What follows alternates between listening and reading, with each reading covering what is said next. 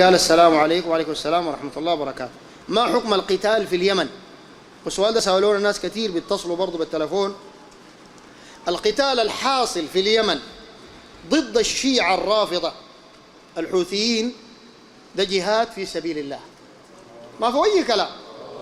لأنه الحوثيين الشيعة الرافضة دول بيسبوا السيدة عائشة، بل بيعتبروا إنه عبد الملك الحوثي رئيسهم والمؤسس بتاعهم بيعتبروه إنه ده النبي ذاته، وجزء منهم بيعتبروه إله مع الله. فدل زنادقة قتالهم جهاد في سبيل الله سبحانه وتعالى. والناس اللي بيمشوا الليلة من السودان ومن غيره بتتوفر فيهم جميع شروط الجهاد الشرعي الصحيح، بس بعد ده بيفضل لهم إخلاص النية، وده شيء بينهم وبين ربنا. لأن النبي عليه الصلاة والسلام قال: من قاتل لتكون كلمة الله هي العليا فهو في سبيل الله.